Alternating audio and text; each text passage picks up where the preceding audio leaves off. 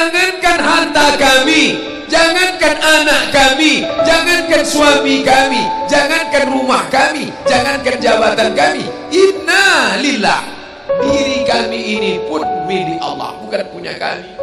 Kalau dia yang punya, apa salahnya dia ambil? Maka ketika harta diambil, salah satu yang membuat manusia kehilangan ketika dia merasa memiliki. Ini punya saya, ini milik saya.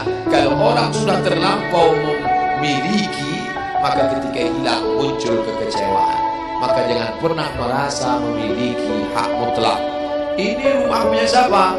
Rumah punya saya, namanya nama saya, tapi itu titipan Allah. Kapan dia mau diambil? Kalau yang menitipkan mengambil, tempat penitipan barang, kita cuma tukang jaga. Pak, titip helm ya, ya, ini nomornya. Pak, titip mobil ya, ya, ini parkirnya. Pak, titip HP ya, ya, ini. Pak, titip tas ya, ya. Kita cuma penjaga barang titipan. Lalu ketika pemiliknya mengambil, kenapa marah? Orang bukan punya kita kok. Ketika salah sangka, makanya kita ini selalu sering salah sangka. Kita sangka punya kita, padahal bukan punya kita. Makanya ujung surat Al-Baqarah, baca setiap hari. Asar dibaca sekali, subuh dibaca sekali dalam maksurat. Lillahi ma fis samawati wa ma fil ardh. Itu bukan mantra. Orang baca cepat karena ingin mau baca cepat maksurat. Lillahi ma fis samawati wa fil ardh. Itu bukan mantra.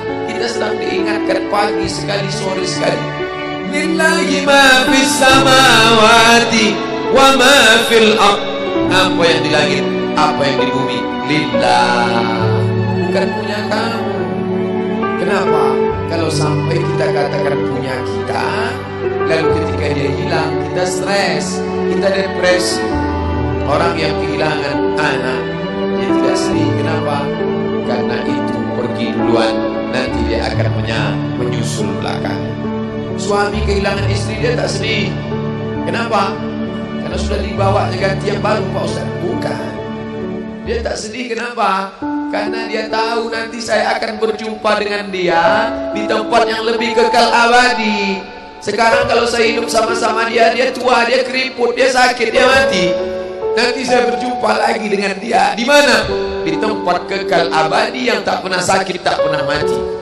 La yadkhulul jannata ajuzun. Nenek-nenek tak masuk surga. Menangislah si nenek tadi begitu jumpa dengan Nabi. Kamu kenapa nangis? Kata Nabi. Ya Rasulullah, aku tersinggung ucapanmu. Kau bilang nenek-nenek tak masuk surga. Kata Nabi, memang tak ada orang tua di surga. Kalau begitu aku tak masuk surga. Kamu masuk. Terus nanti kamu masuk, kamu jadi muda lagi. Orang di surga itu umurnya 30, 33, 30, 31, 32, 33. Kenapa umur itu?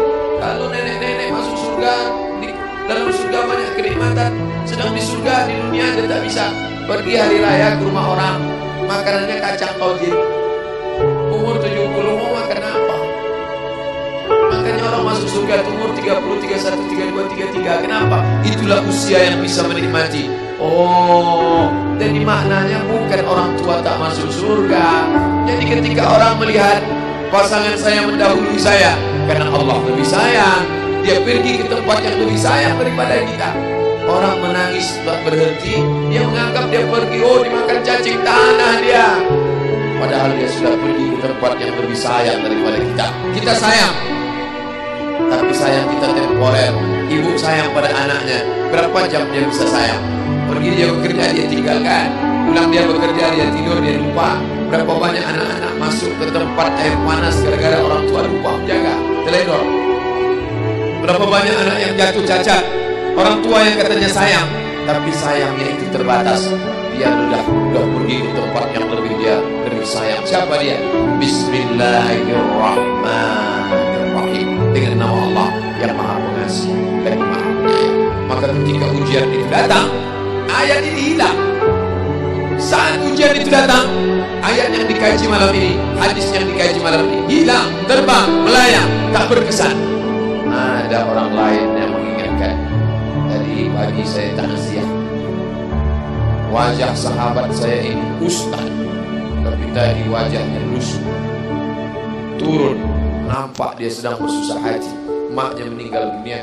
Saya bisikkan ke telinganya satu kalimat, satu ayat, inna lillahi wa inna ilaihi raji'un. Waktu datang, waktu mau pulang, saya peluk kuat dia, inna lillahi wa inna ilaihi raji'un. Apa tak tahu dia ayat itu? Tahu, dia ustaz, dia sering menceramahkan ayat itu, dia hafal ayat itu. Kenapa ustaz ingatkan? Hari itu ayat itu hilang dari kepalanya. Yang terbayang adalah wajah ibunya yang dulu membesarkan dia 9 bulan 10 hari, menyusukannya 2 tahun, membesarkannya 9 bulan 10 hari, mengandungnya 2 tahun, dia susukan, mengalir darah si ibu dalam badannya. Saat melihat ibunya terbujur kaku, hilang ayat itu, hilang hadis itu. Datang orang lain mengingatkan dia, ditepuknya bahunya, wabasyiris sabirin, berikan kabar gembira kepada yang orang sabar, alladzina idza asabatuhum musibah, ketika ujian itu datang, qalu, mereka berkata, inna lillahi wa inna ilaihi raji'un.